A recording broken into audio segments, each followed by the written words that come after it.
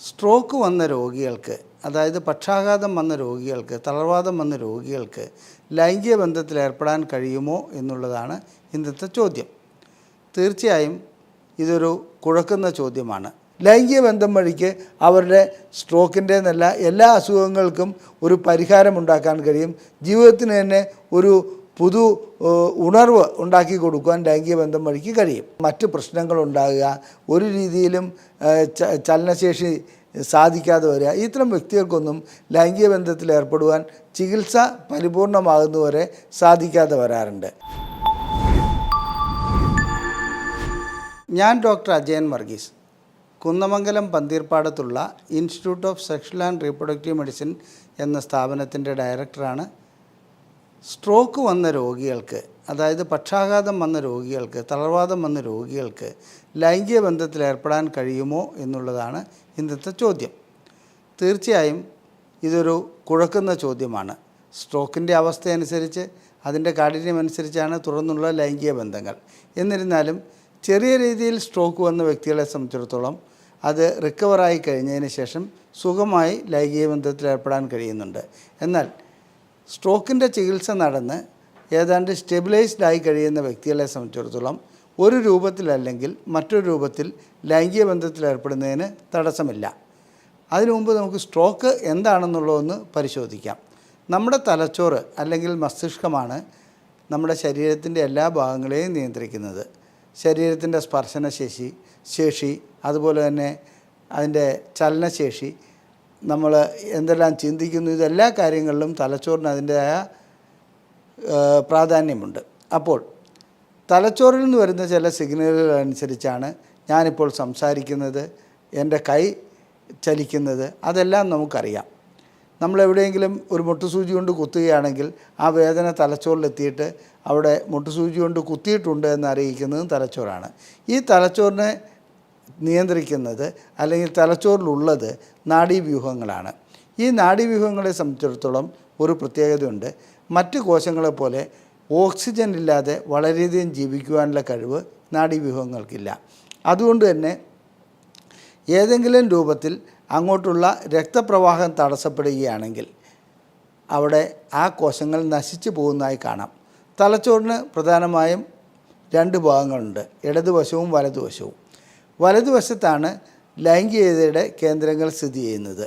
അപ്പോൾ ഏതെങ്കിലും കാരണവശാൽ നമ്മുടെ രക്തക്കുഴൽ ബ്ലോക്കാകുന്നത് വലതുവശത്താണെങ്കിൽ ലൈംഗികമായ പരിമിതികൾ ഉണ്ടാകാറുണ്ട്.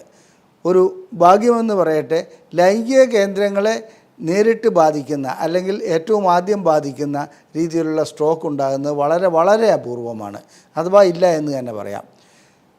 സാധാരണ രീതിയിൽ സ്ട്രോക്ക് ഉണ്ടാകുന്ന ഒരു വ്യക്തിയെ സംബന്ധിച്ചിടത്തോളം അദ്ദേഹത്തിൻ്റെ ഒരു വശം തളർന്നു പോകുന്നു. കൂടുതലായിട്ടും ചിലപ്പോൾ ഒരു ഇടതുവശത്തെ കൈയും കാലും തളർന്നു പോകുന്നു, അല്ലെങ്കിൽ വലതുവശത്തെ കൈയും കാലും തളർന്നു പോകുന്നു. ചിലരെ സംബന്ധിച്ചിടത്തോളം അവരുടെ സംസാരശേഷി നഷ്ടപ്പെടുന്നു. ഇതൊക്കെയാണ് സ്ട്രോക്ക് ഉണ്ടാകുന്ന വ്യക്തികളെ സംബന്ധിച്ചിടത്തോളം കണ്ടുവരുന്നത്. ചിലർക്ക് മൂത്രം അറിയാതെ പോകുന്നു, മലവിസർജനം അറിയാതെ നടക്കുന്നു, ഇങ്ങനെയുള്ള കാര്യങ്ങളും ഉണ്ടാകാറുണ്ട്.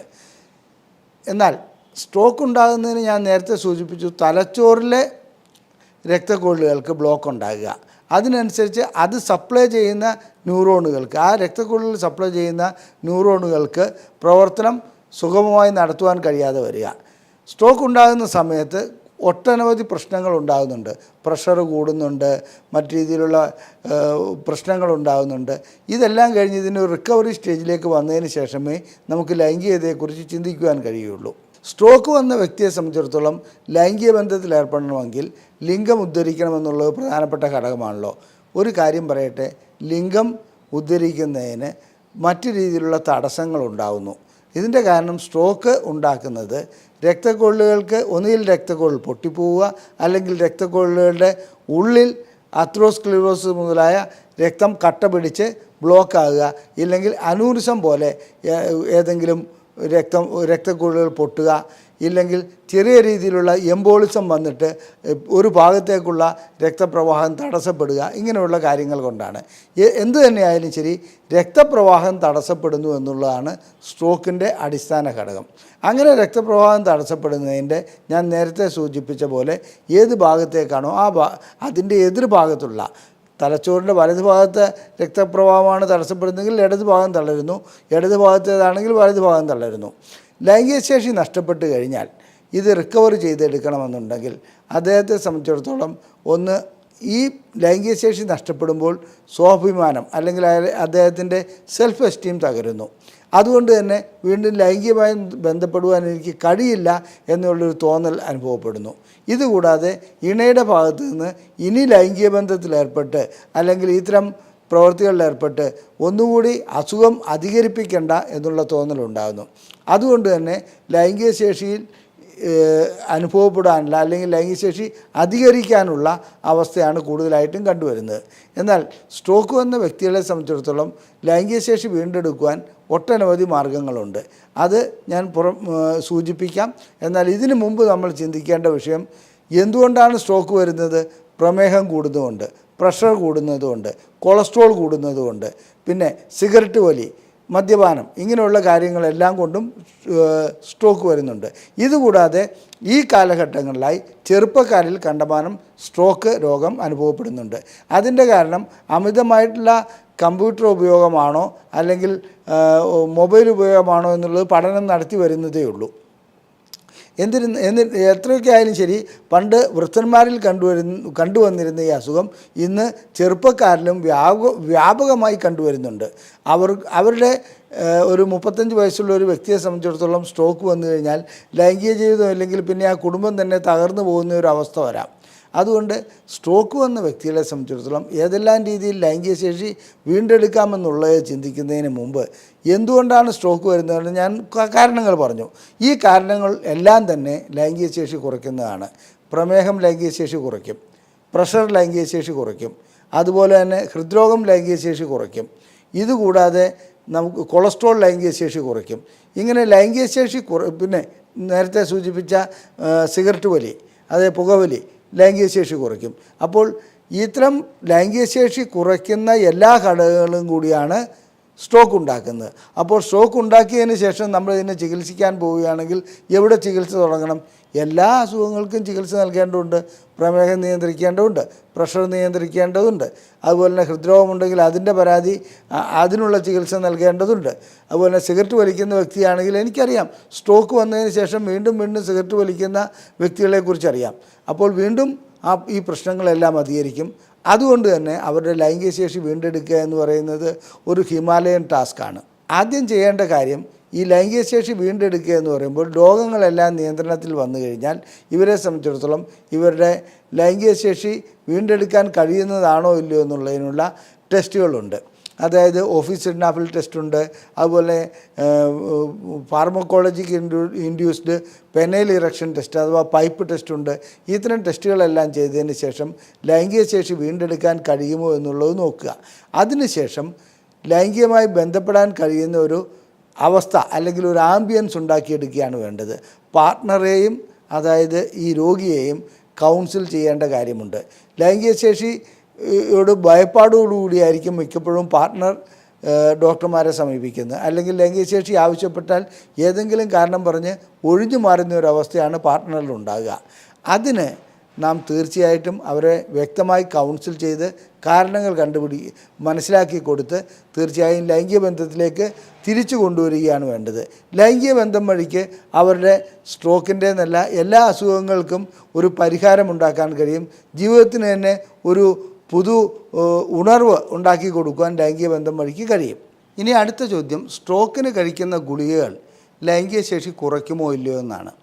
തീർച്ചയായിട്ടും സ്ട്രോക്കിന് കഴിക്കുന്ന ചില ഗുളികകൾ, പ്രഷറിന് വേണ്ടി കഴിക്കുന്ന ഗുളികകൾ, അങ്ങനെയുള്ളതൊക്കെ, അതായത് ഞാൻ പല വീഡിയോകളിലും സൂചിപ്പിച്ചിട്ടുണ്ട്, ബീറ്റാ ബ്ലോക്കേഴ്സ്, അതുപോലെ തന്നെ ഡയൂററ്റിക്സ്, ഇതെല്ലാം ലൈംഗികമായിട്ടുള്ള ശേഷി കുറയ്ക്കാറുണ്ട്.